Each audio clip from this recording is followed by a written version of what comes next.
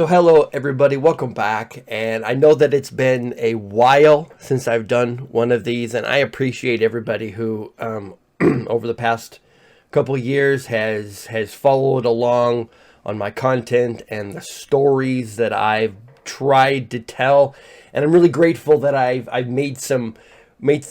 I've cultivated some really awesome connections and relationships along the way. And I have with me today somebody that I interviewed previously, and I reached out to him and said, "Hey, I'm kind of restarting this. I'm doing my own thing on my own channel. I'd love to hear about your story and then transition from one org to another." And so I have with me the I guess you call him the former CEO of the Gunners out of Las Vegas. I have he recently, I guess, rebranded to another organ. I wanted to get into the story behind that, but I have with me today Gilyphix. Sir, thank you very much for making time for me. I know that you're a very busy guy. We had to reschedule this a couple times. You're kind of, and this conversation right now is sort of a mobile conversation because you're out. Because right now you're out doing business. So thanks very much for making time for me today. I appreciate it, sir. Of course, no worries. So recently on Twitter, I saw that you shifted from the you had shifted from the Gunners brand over to the Vegas Inferno, and you can find that website online at lvinferno.com. So sort of walk me through that story. You're the CEO of the Gunners, and things are going along, and then what happens when you decide to I guess call it either like a shift or a full on like rebrand. Yeah. I mean, funny story. It first started when I was actually reaching out to Razor Scooters, the scooter company, Mm-hmm. and I wanted to do kind of a partnership with them. And it's a long story between us and Scooter and Razor, but with them and being involved, obviously with a kid-friendly brand, they didn't really want to get involved with Las Vegas Minigunners, especially with the gun name. And it kind of it kind of opened my eyes where we were gonna do obviously if you go to our YouTube channel on Vegas Inferno, it's into the Inferno style video, how I guess when Optic Division, to do something like that with the minigunners. We are the minigunners, but when we were talking to Scooter or to Razor, we ended up just thinking about, is this gonna happen every time we want to do a partnership? Do we have to explain why our name is like this? Do we have to explain that we're not associated with any gun affiliation at all? Mm-hmm. And the more I got into it, the more it's like, okay, well, it's time to do something. Either we rebrand now and take a 50-50 chance on it not working or not, or rebrand in the future when we're possibly wanting to do something with the city. And it was just stopping us ultimately. So we ended up just going with the name that said, instead of something negative with gun and gun related, obviously with the events happening here in Vegas, with the mass shootings, we really want to take a better impact and a better direction towards Las Vegas. We wanted to do a more positive vibe with it.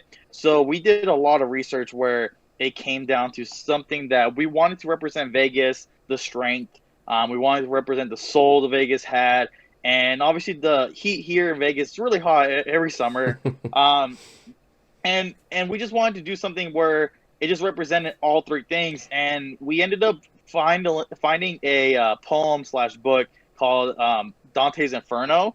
Yeah. And we ended up just reading a little bit about it, and it's a crazy story how he's always battling the sins, and the lion kind of representing the strength. And we ended up feeling like it missed something. You know, we wanted to still keep that minigunner feel of family and the colors, and it didn't have to start at first with our logo obviously being a lion, a shield, and a star now, but the line representing the strength, the shield and the star is just representing Vegas and the soul it has. So we're just like, let's do this.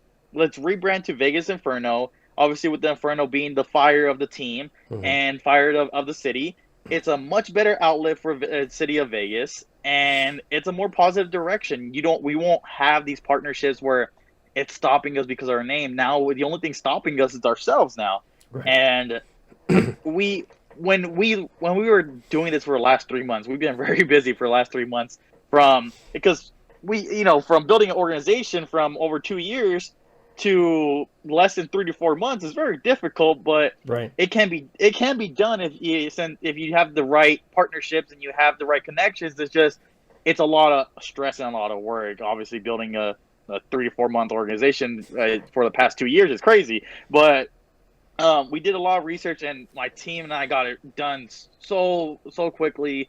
We got everything done on schedule, which was great. And now it's just great because once we rebranded and launched, we took a very high risk on saying, will you guys still like us for who we are? Will you guys still support us? And we didn't know what the chances are. Either it fails or it'll succeed. And obviously right now the feedback has really been positive.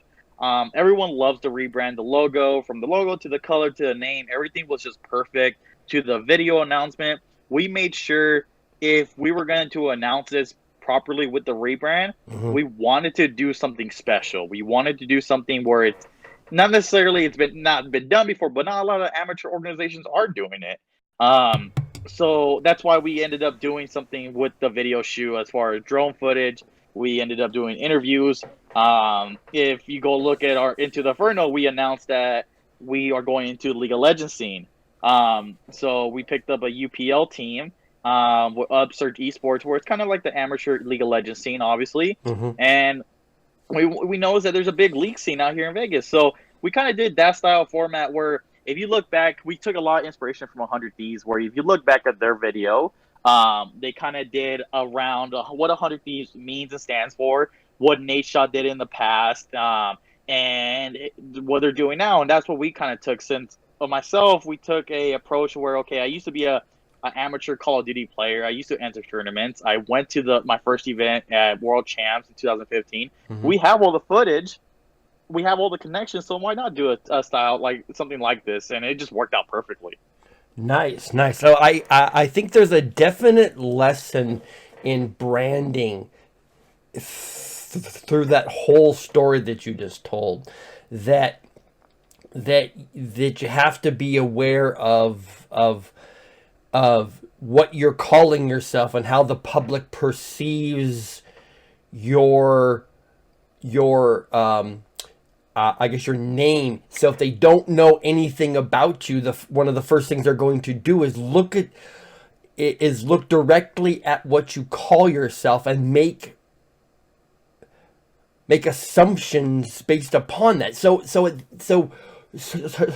I guess when you had that realization, when that people think we're about guns, but that's not really the case. So sort of talk about what that's like when you have to change everything that people think that you are just because of the lack of understanding around,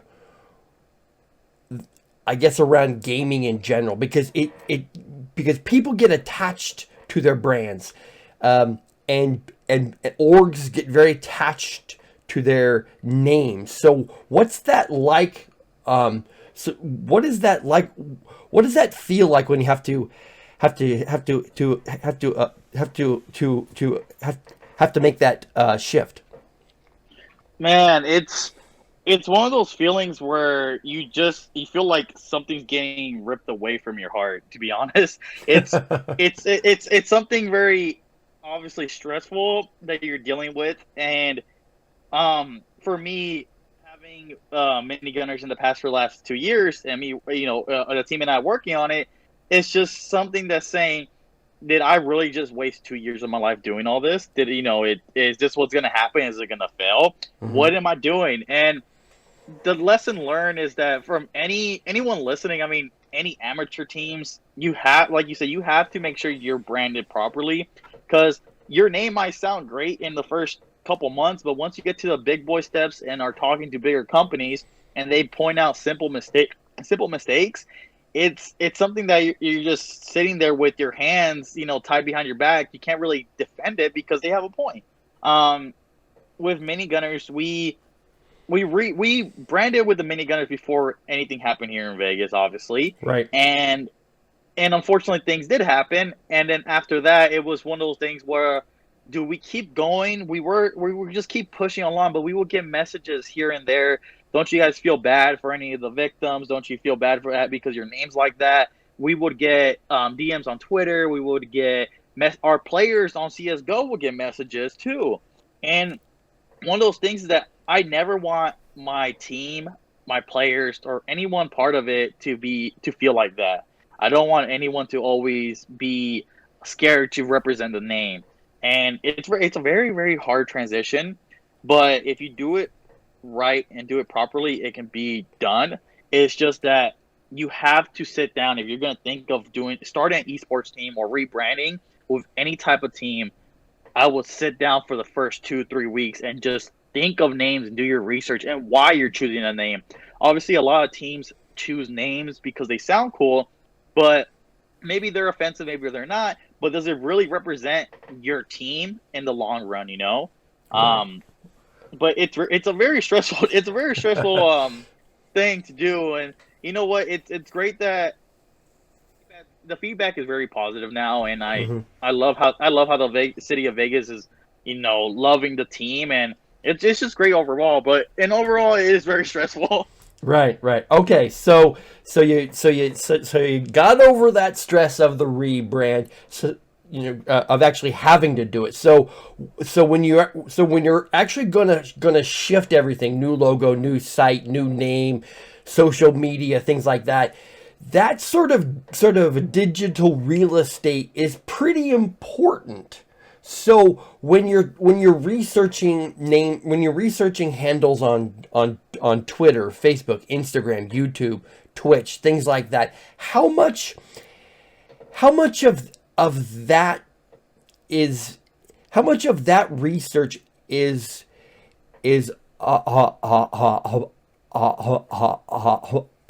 of the thought process, because you want your name to be consistent enough across every platform that even if it's slightly, even there's a slight variation, like instead of Las Vegas Inferno, you have Inferno LV, or just something to where there's enough of a connection that you have some similarities across all the platforms. You know what I'm saying? Yeah, no, it definitely took to affect the name situation. Definitely, we sat down for the first 2-3 weeks and came up with maybe 20 different names. I mean, some of them being the Vegas Trojans, the Vegas Spartans, Mm-hmm. and a bunch of those names when we were researching, they were either taken, some weren't taken. And if you notice with the minigunner branding, we had only our Twitter with minigunners, and everything else was LV minigunners, or maybe minigunners.gg, right? Our website was even not official. So Right. in that sense, everything was taken, and we just sat down. What can we do? And when we chose Vegas Inferno, it just had a ring to it, and it just made sense. And I tried on Twitter. It was not taken. I secured these ads. Every name I've thought of, I've secured every single ad, just because we didn't know what we were gonna go with, Right. and just to be safe, we did it. Mm-hmm. So we ended up securing from Twitter, Facebook pages to Instagram pages. Everything was secured. We even got help from Twitch directly to secure some stuff with Twitch. And it's just one of those things that I just emailed. Maybe it was 2 weeks of constant emailing of just, hey, this is why we're doing it. We definitely could use your help. If you notice, our minigunner branding on live stream on Twitch doesn't exist no more. It's gone off the face of the earth. Right. So we ended up replacing that, with the Vegas Inferno brand. So everything was across the board was great. Everything from Twitter, Twitch, YouTube, Facebook, Instagram, it's all Vegas Inferno. I mean, LinkedIn page, Reddit, it's our Vegas. Everything's Vegas Inferno. Right. So we secured all this. The only thing that wasn't secured was the website, but we ended up just saying the website is it really gonna affect this whole thing where everything's the same besides our website? I mean, there's a lot of different companies that the website's not even the same. Right. And I was like, okay, let's do lvinferno.com. It's short, it's simple, it's not taken. Let's do it. And it just matched everything. But it was very important for us, the research, to make sure I maybe like secure 20 to 25 ads on Twitter and Facebook right now that I'm never going to use. I still have to go back and delete those. Right. And that's a lesson that I think that it seems simple and stupid, but it's extremely important because of how you have to brand yourself across every platform. All your content, all your announcements, all your players, all your events have to be easily inaccessible across every single platform. You cannot solely exist on YouTube anymore. You cannot solely exist on Twitch anymore. You have to be able to engage across multiple platforms with multiple different forms of content. And so somebody might know your name. It might ring in their head, so they go on YouTube and type in Las Vegas Inferno, and if they're going to search that term, your channel better be one of the first 3 things that shows up, because otherwise they're going to like, do these guys even have a channel? I don't even, so that sort of digital real estate is really important in the long term, for the long-term success of your brand and your branding company. And I'm really glad that you thought of that, because a lot of people don't. They just think, oh, I'll be on Twitch and Twitter and, that's fine. It's like, no, your content, there's so much that you have to pull off just to get people's attention these days. So I'm very happy that you brought that up. Okay, so we've gone through the past. We're up to present time. We're right now. What do you have working? Because I know the kind of guy that you are, and I know that you don't sit still, and you don't just rebrand something. You don't just rebrand from something that you've worked on for 2.5, 3 years to just kind of sit still. So going forward, you talked about League of Legends. Is there anything else that's going on? Yeah, so I guess just going backtracking a little bit from the social stuff for YouTube. Sure. You don't understand how hard it was to get 100 people to subscribe to a channel without telling them the secret. Well, so the funny thing about that is that when you sent me that DM, I'm like, oh, I know what's going on. Okay, I know exactly what you're going to, because I saw you sent me the DM, and like a week later you said that you said something on Twitter about making moves. I'm like, oh, something's going on. This is an interview that I need to get into. You know what I mean? Right. And it was very difficult. Not everyone was asking, but I'm glad we pulled it off. But I guess to answer your question now, on what we got going on now. Sure. Starting on the 16th of January, obviously I think it's Thursday or Friday. I think it's Thursday. We actually partnered up with HyperX Arena at the Luxor. Nice. Nice. You will be able to go inside the arena starting on the 16th to get your official Vegas Inferno t-shirts for sale. Wow. Yeah, so we're working on that for the last month and a half, getting contracts signed and everything. But on the 16th, you'll be able to go buy your merch. We'll be there on the 18th to celebrate with the Mario Kart event. And DJ Joe Green from the Vegas Golden Knights, obviously he's a streamer of ours, will be in attendance with us and playing tournaments and meeting people. So we got that planned for now from the 16th to the 18th. It has not been announced yet, but I'll definitely announce it here. We ended up picking up Jonathan Abrams from the Las Vegas Raiders, the safety for the Las Vegas Raiders. Obviously, wow. if you guys look at our page on our athletes page, a lot of people haven't noticed yet, but we have Jonathan Abrams and his brother Ramon. Ramon's a free agent free agent in the NFL, and obviously Jonathan Abrams is the safety for Las Vegas Raiders.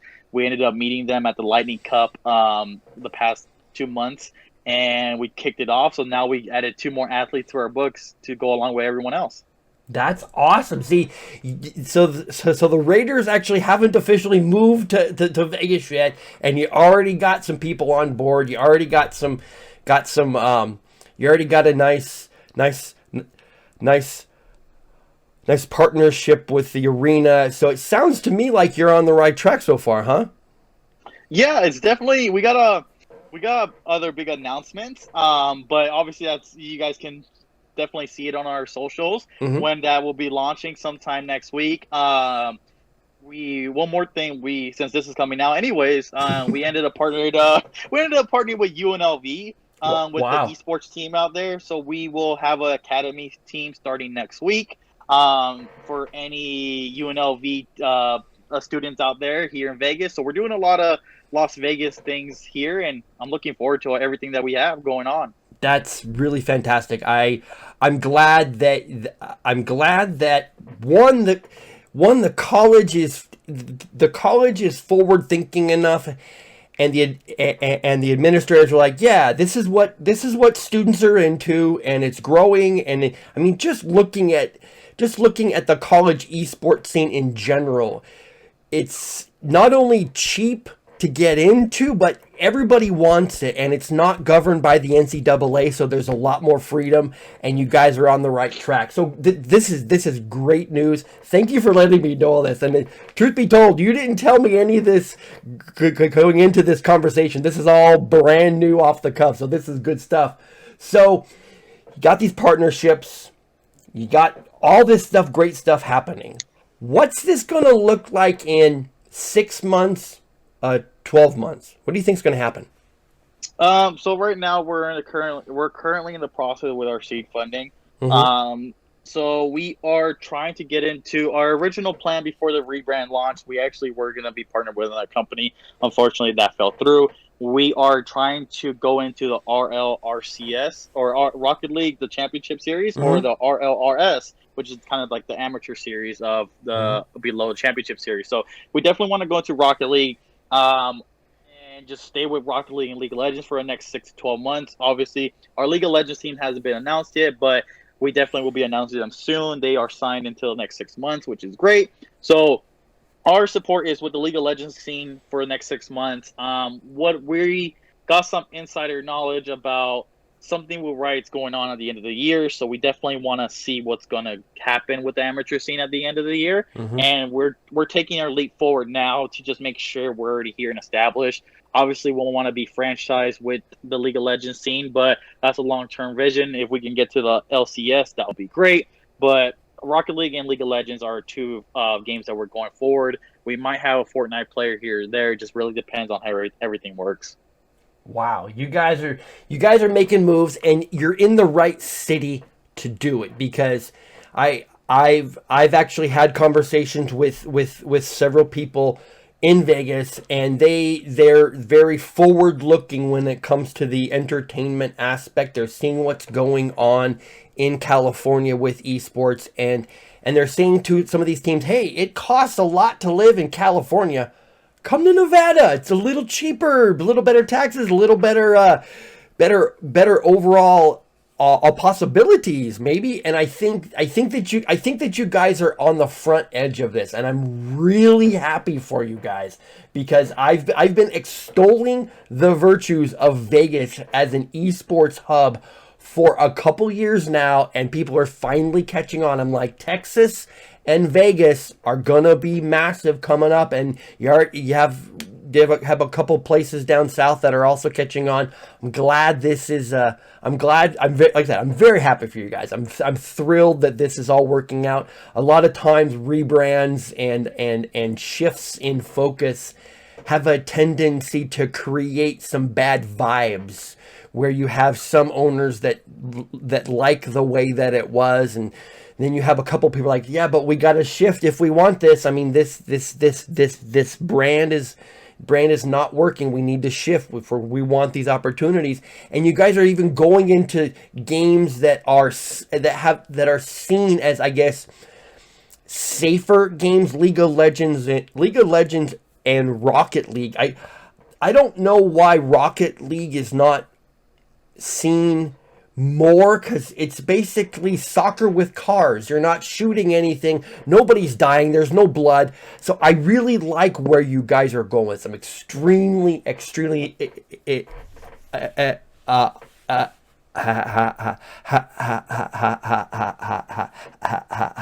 for you guys.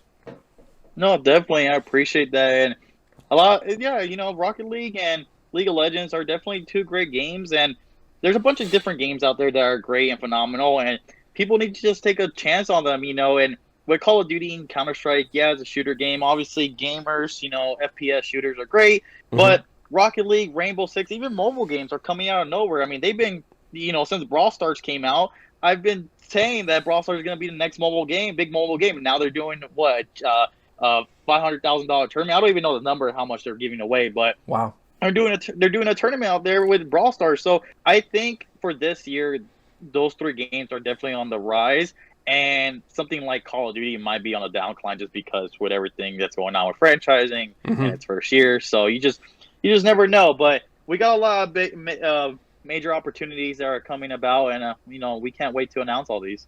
Sweet. All right. Hey, man, thank you for making time for me. Like I said, I know you're a busy guy. You're very busy, but these are awesome announcements. So, quick rundown. Go to lvinferno.com. You'll find all their socials. You'll find the shops. You'll find a shop to buy their stuff. You'll see their roster and their partners.